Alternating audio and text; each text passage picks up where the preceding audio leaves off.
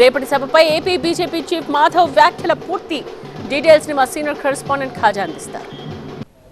BJP AP అధ్యక్షుడు PVN Madhav మనతో పాటు ఉన్నారు. సార్, మీరు రాష్ట్ర వ్యాప్తంగా పర్యటించారు సారథ్యం పేరుతో.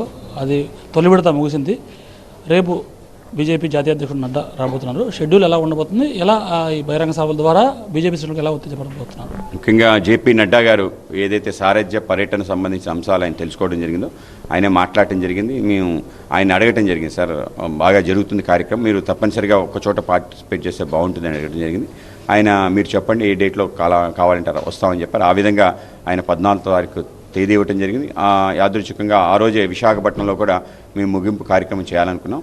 ఈ యొక్క సారథ్య మొదటి ఫేజ్ సంబంధించిన కార్యక్రమం ఏదైతుందో భవ్య బహిరంగ సభతో కార్యక్రమం చేయాలని మొత్తం విశాఖపట్నం కార్పొరేషన్ సంబంధించిన 98 వార్డులకు సంబంధించిన బూత్ స్థాయి కార్యకర్తల్ని పెద్ద ఎత్తున తరలించే పెద్ద కార్యక్రమం చేయాలని చెప్పి మా అందరికీ కూడా స్ఫూర్తి ప్రదాత నడ్డా గారు కింద స్థాయి నుంచి పనిచేసుకుంటూ ఇవాళ మా యొక్క జాతీయ అధ్యక్షులయ్యారు. అలాగే కేంద్ర మంత్రులు కూడా మారారు.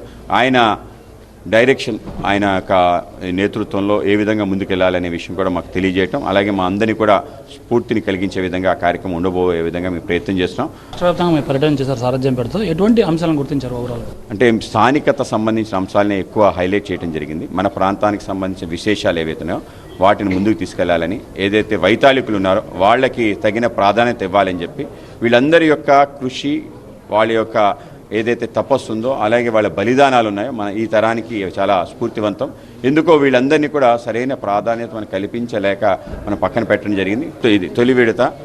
ఇది ప్రారంభం చేసాం మొన్న జూలై 27వ తారీఖున. ఇప్పుడు ఆరంభం చేస్తున్నాం రేపు 14వ తారీఖు నుంచి.